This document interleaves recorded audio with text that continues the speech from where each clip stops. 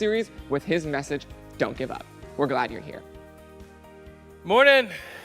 Welcome to the River in the Room, and can we welcome all of those who are joining us right now online at other campuses and things like that. Can we do that real quick? Welcome them. Glad you're here, man. And had almost over 200 people join us last week online alone, so there are people on the other side of the camera, all right? And so we want to welcome them and welcome you. Man, last week, was an amazing day for Easter, amen? And, I got some good news to tell you.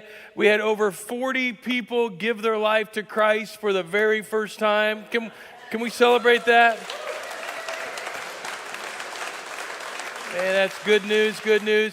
Over 1,600 people attended services at the River last week for the largest one-day attendance in the history of our church. So can we give God some praise for all that he's up to?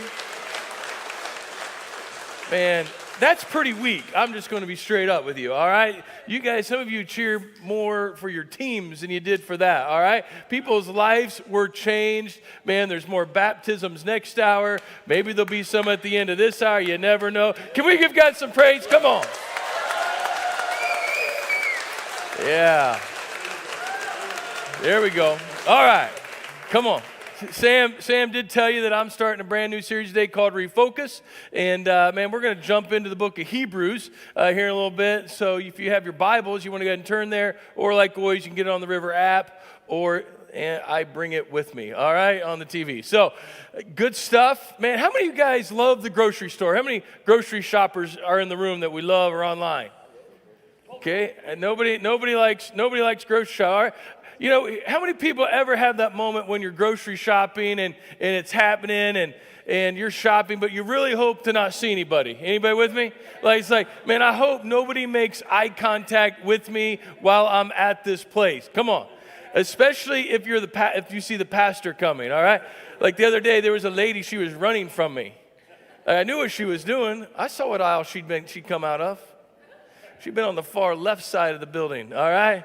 At Meyer here in Marion, and so I knew it was on the far left side of the building, and I didn't really care, but it was amusing to me to watch her kind of move her car. And when I finally catch up to her, you know who you are. You got the cart like moved out like this, and I came around. It was just funny for me, all right? It's like to mess with people. It's kind of sport for me, all right? It was like, man, that lady, she got more steps in that day. Her and her husband were in a competition for steps. She won, all right? Just going to say that. But you know how it is, because you're afraid they might ask you a question, right? And so you pull the hat down or put the hood up. I mean, you're not even eating gluten-free, man, and you stop in the gluten-free section. You're like messing in the gluten-free aisle. You know what I'm saying? It's like, okay, I'll get some gluten-free stuff out of here. And then they come up and they ask it, hey, man, how you doing? And you're like, oh, my life really stinks right now. But I'm going to give them the answer. I'm going to give them the answer that everybody gives, right? I'm doing just fine. I'm doing just fine. Because really in the back of your mind, you're like, man, do they really want to know how I feel? Do they really want to know why I was running from them and hiding from them? Do they really want to know what's going on in my life? See, we live in a culture where we ask that question all the time. But then we really want to know, does anybody care enough to actually care about what I'm going to tell them? And if it's dark and ugly and not social media worthy, will they stick around for that? Actually, that question was asked on social media a few months ago, and I saw it pop up. So I thought, it was another pastor friend of mine. So I thought, well, I'll kind of follow through and see what some of the answers his church people give him and see how honest they are. And here was the question he asked them. There is one thing in your life you could change. What would it be? He asked it, and then the responses began to come in. And here's some of those responses. I'm not going to read them all to you. Here's a few. It said, grade school. I have a grade school child who's losing their battle with cancer, and I'm mad at God. My husband and I have been married for less than 2 years, and we're already calling it quits. I've been sick for a long time, and the doctors have no answers for me. We just had yet another pregnancy and a miscarriage. I continue to visit the website that I'm trying to avoid. I have a dad who's aging and stubborn. I have that part of it, but I'm praising God I don't have the second part of it, all right? Did I say that out loud? Just kidding, I love you, all right? So, just came out for a second. I was like, oh. They had a dad who's aging and stubborn and won't accept Christ. They were living in the clutches of depression, stuck in a dead-end job, cannot find a job to pay all of my bills. When I read through those, man, my heart just sunk.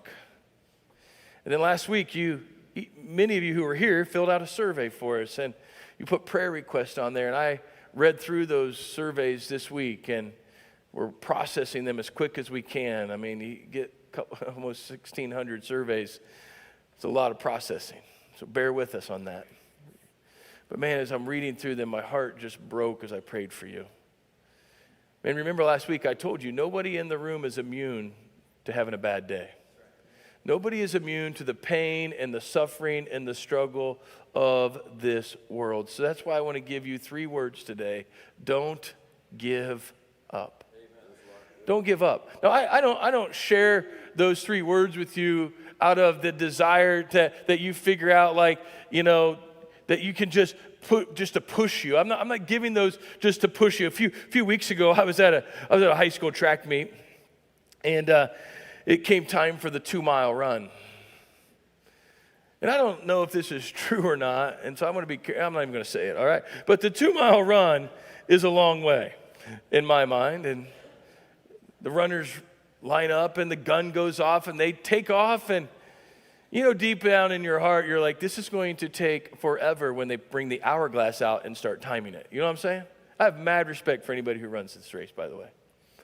And there was this one young lady during the race that after about 3/4 of the first mile is trying to get off the track. Like, she's done. Like, her coach is there, and he's encouraging her, and she's going, no, I'm coming over there. And he's like, no, you got to, don't give up. I heard him say it, don't give up. And she's like, no, I'm coming there. No. Like, he was pushing her to complete the race. Just a physical race that she was in. Now, if we were to be honest, there's certain times in my mind, in that moment, the carnal Matthew was like, I think she should give up because we're going to be here till Jesus comes for her to finish, all right? Like I got things to do, all right? And pull a hamstring. If I'm running that race, I'm pulling a hamstring on lap 3. I'm stepping off the track where nobody sees me. Open the gate. I'm going to keep running that direction. I mean, anything, get me off this dang track. But the coach kept saying, don't give up. You know, there's comfort in that phrase too. Like, but I don't tell you don't give up to comfort you. Like, hey, you're gonna make it. Hear me, church, man. I love you guys. Love you a lot. I don't say those words to push you or to comfort you, but I say don't give up because I believe you need courage. See, I think those are words of courage. When I hear the words don't give up, it takes courage not to give up. Come on, anybody with me today? And when you're on the edge of quitting, and when you're on the edge of throwing in the towel, you're on the edge of saying, I'm done, I'm ready, tap out, get me out of the ring. When you feel utterly overwhelmed, when you feel like that moment in time, comfort may sustain you for a little bit. I mean, that coach, he was doing everything he could to comfort her. Oh, the pain will go away. If it had been me, I'd have said, hey, bro, why aren't you out here running then? You know what I'm saying? But it was like, hey, he could comfort her in that moment, but the courage he needed to put in her was going to be what actually helped her finish, to get her to that place. See, courage is what helps you move forward. Some of you are stuck in a moment in life, and I'm here to tell you, you're comforting each other all the time. We're always making ourselves feel better about ourselves. At some point in time, you got to have the courage, and courage pushes the ball forward. You just can't stay put. So we're going to turn to the book of Hebrews for this series. In Hebrews chapter 12, one of my favorite passages in all of Scripture. I'm going to read it to you out of the Message, which was written by a guy named Eugene Peterson. It's a paraphrase. I just like the way he makes this sound right here in Hebrews 12. It says, do you see what this means? All these pioneers who blazed the way. If you go back to Hebrews chapter 11, which we'll talk about in a second, he's referring to the people in Hebrews chapter 11. They were the pioneers who blazed the way. In some translations that you might be holding in your hand, you would see the phrase, this great cloud of witnesses. It goes on. It says, all these veterans cheering us on. It means we'd better get on with it. Strip down and start running. Come on. Keep your clothes on and just start running for the river people, all right? And never quit. No extra spiritual fat. This is getting a little convicting, all right? No parasitic sins. Keep your eyes on Jesus, who both began and finished this race we're in. Keep your eyes on him. Study how he did it, because he never lost sight of where he was headed. Time out. You might just need to go back and read Matthew, Mark, Luke, and John and understand what Jesus did. And whatever Jesus did, then can I tell you today, then go do what he did. All right? Stop trying to do what the world's telling you. Stop reading Dr. Phil and Oprah, whoever you're reading, all right? Dr. Phil and Dr. Oz don't have the answers. Jesus had the answer. All right? So go read what he says and do exactly what he did. He never lost sight of where he was headed, that exhilarating finish in and with God. He could put up with anything along the way. He put up with the cross, with shame, whatever, and now he's there. Come on. In the place of honor, right alongside God. When you find yourselves flagging in your faith, go over that story again. Can I tell you? Go to the book of John. Go read it. Go over again, item by item, that long litany of hostility he plowed through. That will shoot adrenaline into your souls, my friend. Can I tell you, can somebody say, I need to do what Jesus did to get what Jesus got? Come on. Like, that's the answer. I'll just give you a heads up, man. We do 21 days of prayer twice a year. This coming August, we're going to go through the book of John. Because there's, how many chapters, anybody know, in the book of John? There's 21 chapters. We're going to study a chapter every single day in the 21 days of prayer. Then I'm going to share a series with you called I Am. We're going to look at the 7 I Ams of Jesus that you find in the book of John. I can't wait. I've been writing for it and studying for it, and I'm ready to preach it right now, but we're going to hit the brakes on that. But here's what I know. That passage is going to be our theme verse for this entire series. I would challenge you to memorize it. Take it to heart. Do what it says. The book of Hebrews, I'll give you a little history. We don't know who wrote the book of Hebrews. Could about 3 or 4 different people, we believe. But what we do know is that they're writing to Jewish Christians, people that had moved from Judaism and become followers of Christ. They believe he truly was the Messiah. And they were on the struggle bus, though. I mean, there was temptations, and what many scholars believe is that they were actually tempted to fall off the Christianity bus and fall back into Judaism. And so this is a book of challenge, it's a book of courage, but it's also a book of accountability. And the accountability comes is when you look back to Hebrews chapter 11 and see these pioneers of the faith, aka we call Hebrews chapter 11 the Hall of Faith. And when you see it laid out, these are some of the most amazing men and women who, by the way, didn't have VeggieTales, didn't have a Bible app, didn't have Sunday school, didn't have Bible Man or whoever you had when you were young. They didn't have any of that stuff to go on. They didn't have any of that. All they had was the voice of God. And what we see, that they were the pioneers. They're no different than the very people who came over on the Mayflower, you know what I'm saying? Like, the land was unsettled for the most part, and these settlers that went out before us. These are Christian settlers that plowed ahead so you and I could walk where we're at. But here's what I know. They were not immune from the bad days. They were not immune from struggles and pain and suffering. But it's how they dealt with it is where we can learn something today. When you're exhausted, when you're ready to give up, the scripture says you've got veterans of the faith cheering you on, saying, don't give up, it gets better. Don't give up. Can I tell you, there's some people cheering us on today, saying, don't give up. But there's 3 actions that we see these pioneers do throughout Hebrews and throughout, all through scriptures. And I want to look at these 3 actions that we see them take. This week, I'm going to look at one. Next week, I'm going to look at another. And then on Mother's Day, come on, anybody excited about Mother's Day? All right. Pastor Amy's going to preach that day because we thought a mom should have to work on Mother's Day. All right. And so, I don't know, it's like Mother's Day, you should hear from a woman, right? I don't know if that's true or not, but you're going to, because I need a break, all right? So she's going to share that Sunday, then I'll be back to finish out the series.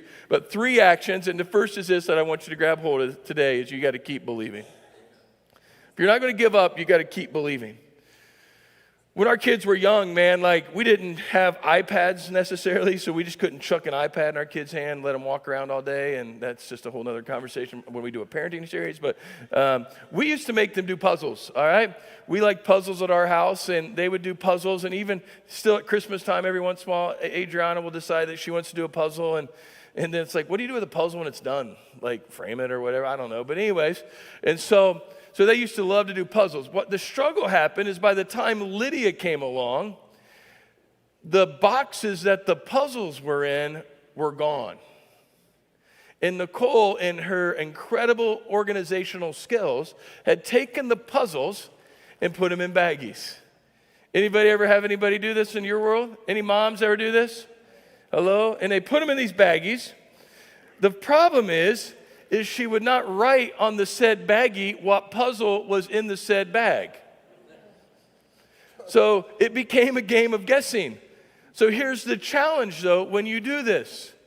You don't know what puzzle you're making. You don't even know what the puzzle's supposed to look like because you don't have a picture. And you're not even sure if all of the pieces are in the bag. Anybody ever been there? And it quickly would turn into a moment of frustration. And by the way, this is a puzzle of Snoopy. All right, this is who this is. We don't have none of them Disney puzzles anymore. All right, so this is Snoopy. All right, you know he's a dog. I figured that out first hour. It's like, yeah, you know Snoopy. He's on that show with the dog, and they all looked at me. I'm like, oh yeah, he is the dog. All right, moving on. So this is Snoopy, and he's laying on top of his dog house, and it's a beautiful puzzle. If you want to put it together later, I can give it to you. You can enjoy it after service. But the reality is when you don't know if the pieces are in the bag, you don't even know what you're creating, frustration quickly begins to step in. The greatest reason why it begins to step in is this: because she could not what? See what she was supposed to be creating. Can I tell you, those pioneers of the faith, they couldn't see either. They didn't know what it was they're supposed to be following. They didn't know who it was they were following. They didn't know what they were trying to master. And my friends, that's what you call faith. Go back to Hebrews 11. It says, now faith is confidence in what we hope for and assurance about what we do not what? See. This is what the ancients were commended for. She couldn't see it. Can I tell you today, last week, some of you, over 40 people make decisions for Jesus for the very first time. And this week, your life was still maybe tough. You still showed up to go to the same job. You're like, man, I thought I gave my life to Jesus. He's going to give me $1 million. I don't know. You know, I thought my marriage would be better. I thought the diagnosis would be different. I thought my kids wouldn't be crazy. Can I tell you, that's not how it works. But I can tell you this, don't give up. It gets better. See, faith is confidence that keeps believing even though we're not sure what's in the bag. We're not sure how all of the pieces of this puzzle actually fit together, but that's faith. See, God has a purpose even when you cannot see the end result. Amen. He has a purpose where you think there's no reason at all why you have to have this big puzzle thing called life. When we refocus our life, we begin to understand more and more what this faith is all about. Gives us the confidence to know that the picture is in the bag, even though we can't see it yet. I trust that the puzzle pieces of my life, that the pictures are in this bag, even though I don't know completely what they look like. A great example of that comes in the life of a man named Abraham. He's one of those people in Hebrews 11 in what we call the Hall of Faith. Abraham has this moment and this encounter with God. He couldn't see the whole picture, but he heard from God. Look at what it says in Hebrews 11:8, where it says, by faith, by what?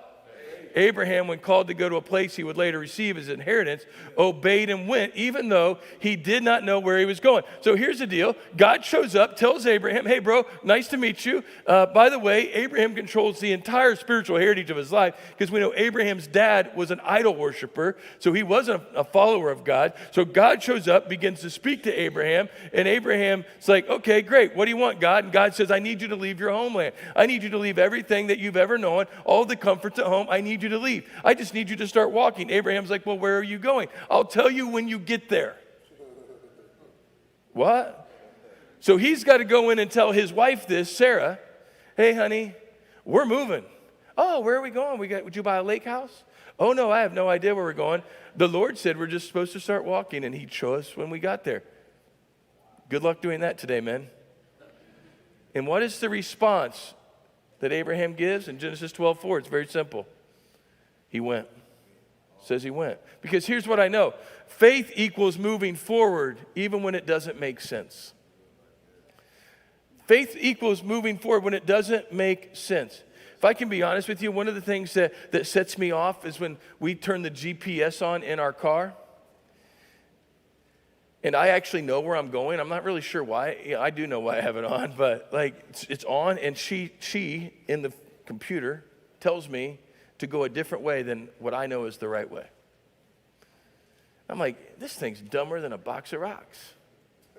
I mean, you might be like, well, Matthew, why do you turn it on if you know where you're going? Well, there's two reasons why I turn it on. I'm going to share those with you. The first is this, is because I want to know if there's any red lines on the map so I can go around it. Anybody with me? Like, because I don't want to be stuck and I don't want to be slowed down. The second reason, if I was to be brutally honest with you, because I want the little lady to tell me what time I'm supposed to be there, and then I'm going to beat her, all right? Can I get a witness?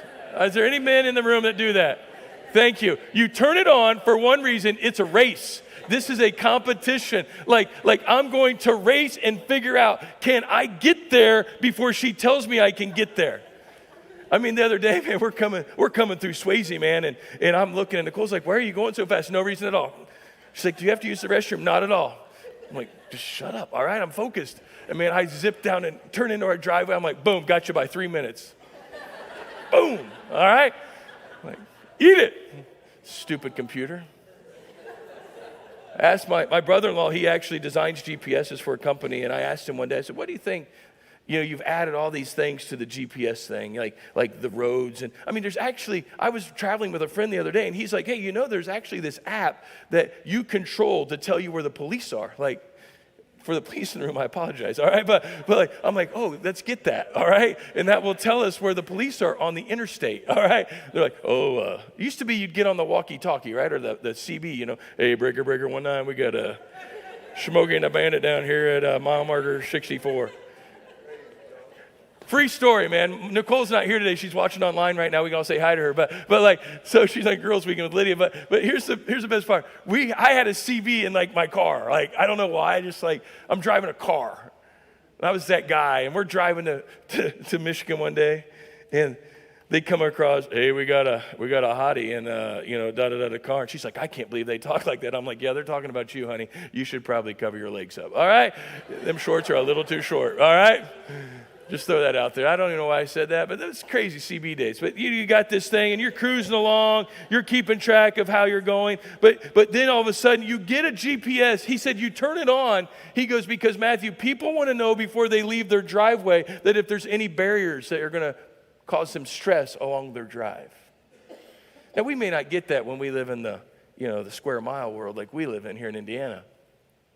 But in the bigger cities, that's what they want. They want to remove the guesswork. Anybody? I don't know if you know this, there's a lot of us that we want to remove the guesswork spiritually from our lives every day.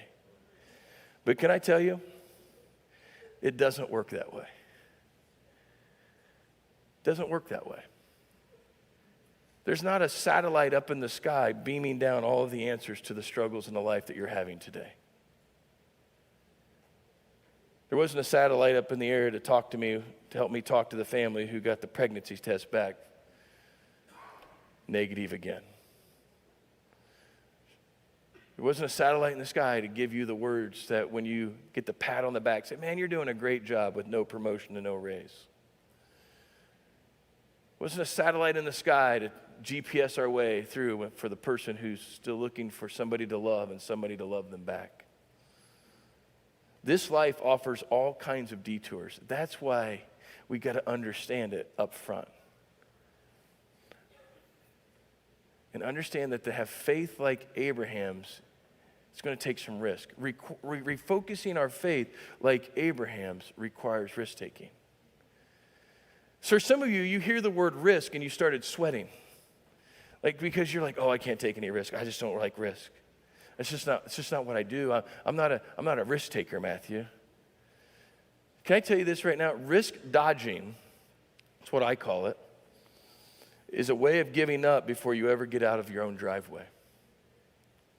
It's a way of giving up before you're like, well, God, if I'll follow you, God, with all of who I am. If you can do this, and this, that way I don't have to take the risk. If I can see that all of the lines are green and there's no red on this map, then I'll follow you. But if there's any red, which equals pain and suffering, I'm out. Come on. I'm not going to do it. Larry Loudon, he's a philosopher of science, and he studied risk management. Did it for a decade, and part of that decade was the COVID era, the pandemic that we've just kind of come out of, I believe. And as he's researching this and studying this, he believes that our society now has what's called risk lock. It's called risk lock. And because we're so stricken with fear. Fear of the unknown, fear of this, fear of that, your fear of your neighbor, fear of your spouse, fear of, whatever. There's fear. And he describes it that it's much like gridlock, that many of us are trying to avoid with our GPSs. His conclusion, though, was this, is everything in this world actually requires us to take a risk. For Abraham, there was risk that had to be taken. So I got two questions for you to answer, and we're going to land this plane real quick. First is this, am I following God in a way that requires faith? Like, are you actually requiring and following Christ in a way that says, man, I've got to have some faith to trust that. To trust that, God, you've got me. For Abraham, it's pretty clear. Hey, bro, leave home, go on a walk, and when you get there, I'll tell you when to stop. No answer. See, here's our advantage. We have the whole story. The whole book. We can see what happens. We can see the faithfulness of God, and we're still stuck. We live in a culture that is in gridlock when it comes to life. And I'm here to tell you, as followers of Christ, if you're a follower of Christ today, you should not be in gridlock. You know exactly that the giver of the promise is faithful to help you walk this road together. There's no guesswork in this. So are you living your life in a way that requires you to have some faith? You got to get out there a little bit. Second question is, do I do anything in my life that requires courage and confidence? AKA, not confidence in my own ability, but confidence in the ability of God. Is God talking to me in a way that says, man, I've got to step up and step out and take a leap of courage and say, God, you've got this, because courage is not about standing still. It's about moving forward. If you think you're just going to stand in the same place for the rest of your life, that's not how God created you. He created you to move. You're a living, breathing organism. You're supposed to move. And he's calling you to move forward spiritually. See, what I love, though, is when I look at these, this comes back that we're called to do something. And it's when you start doing something is where you attach stories. If you go to Hebrews 11, if all of those people in the Hall of Faith just stood still for all of their life, guess what? They're not in the Hall of Faith. It's when they took a step to do something that God showed up for them. And that all of a sudden, he became faithful. And he can say, man, look what God's done for me. You just heard it today in a baptism. She said, man, she came to this place and saw people that believed that God was faithful and found out on her own that he was faithful. Amen. There are people out there. There's already been people that have gone ahead. They've dealt with what you've dealt with. So refocusing our faith then comes back to living against all hope. We got to live against all hope. If we were to fast forward through the book of Genesis and lots of time passes, God shows up, tells Abraham, hey, I want you to look up to the heavens, look up into the stars. Oh man, all of your people are going to number more than all of this.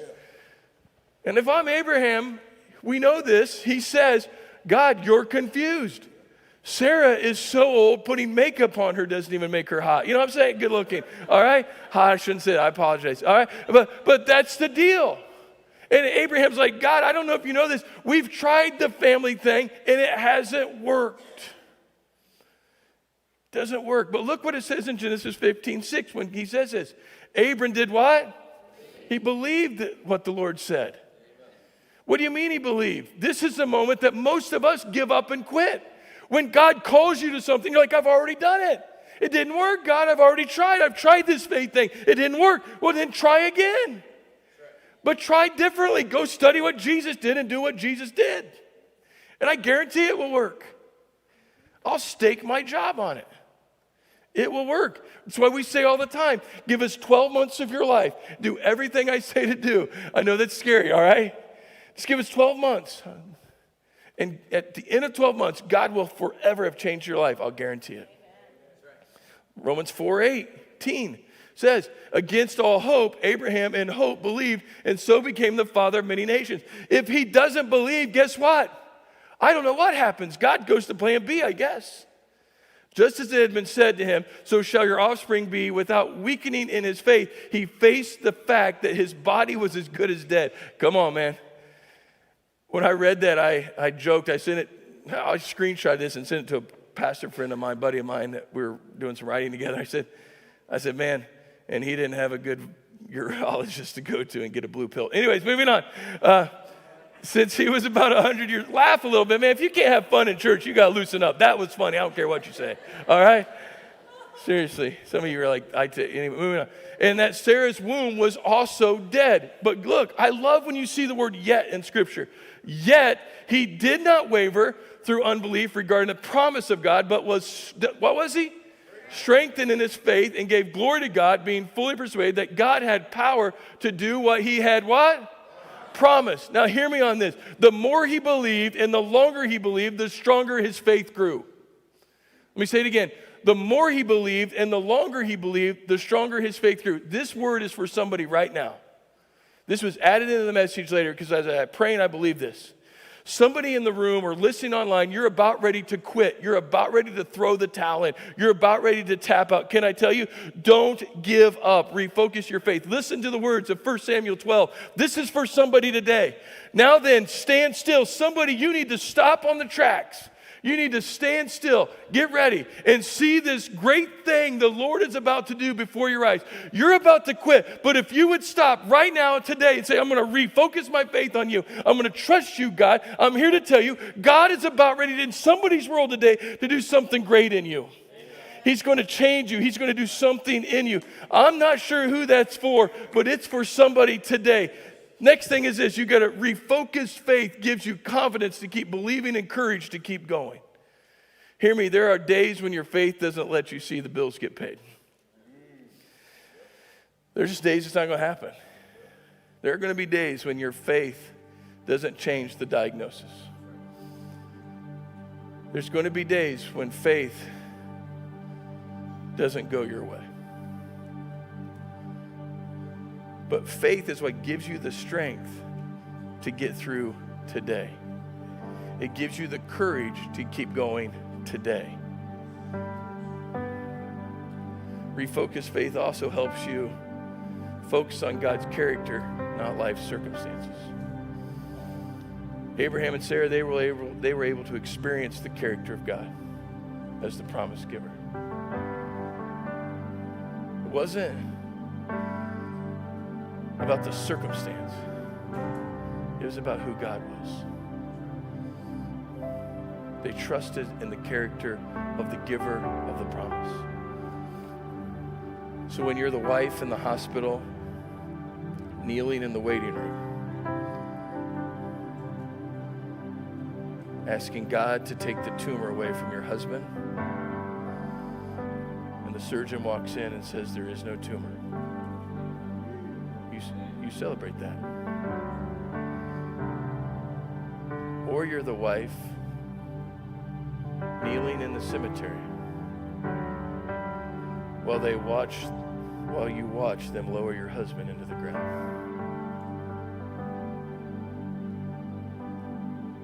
Can I tell you today, he's the same God in both places.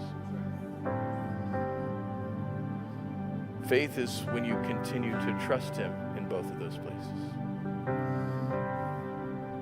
To tell the rest of the story, Isaac is born to Abraham and Sarah.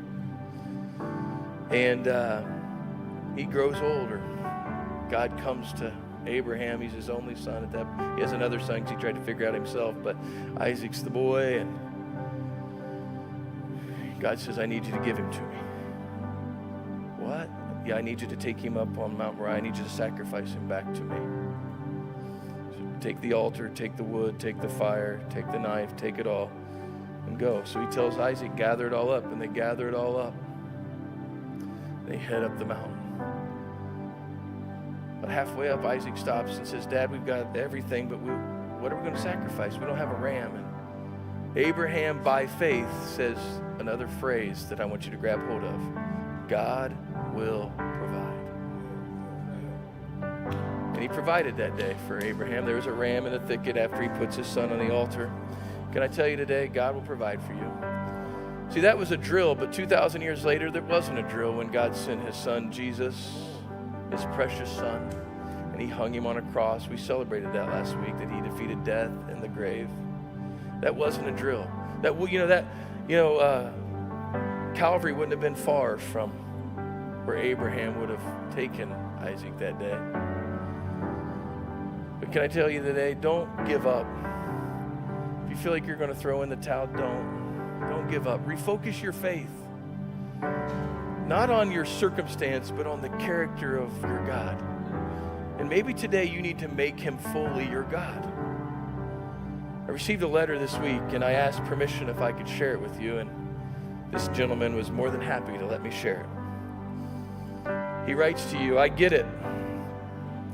Life hasn't measured up for you. Your expectations have not been met. You need to know you are not alone. It's true. For everyone, it was for me. I thought there was a plan, and I waited and I waited. I got older, and so did she. And we even scratched our heads some as we even tried to figure out this life on our own. Oh, but I hung on somehow, and I kept believing. Today, are you disappointed? Today, are you disillusioned? If so, let me tell you, just keep believing. Or maybe for some of you, you need to start. Are you confused? Do you think you missed God's plan? Don't give up. Oh, there is a picture as a pioneer of this whole deal. I can see it from my view, and you don't want to miss out. This picture, when completed, is worth fitting into. And let me tell you, it is coming together piece by piece by piece. Oh, and friend, you're going to love it.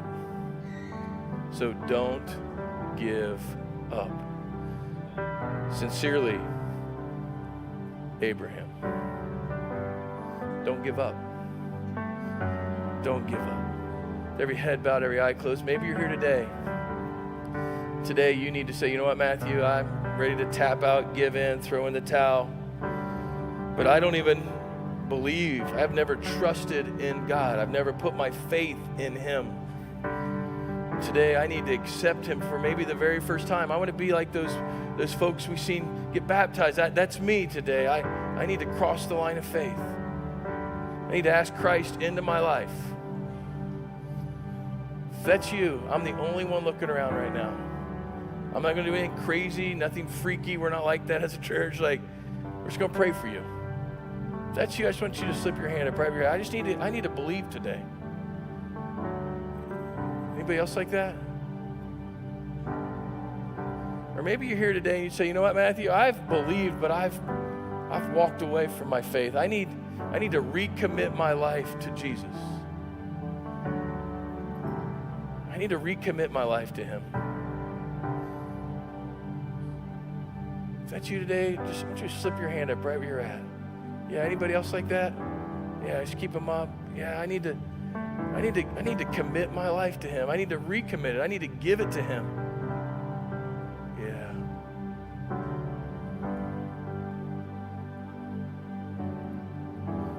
Father, I pray for every hand that was raised and how you're working in every heart and life in this room.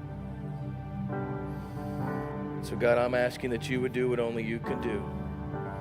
It's right there in your seat, join right there online. Just pray, God, Holy Spirit, just do in me, commit my life to you, forgive me of my sins, come into my life,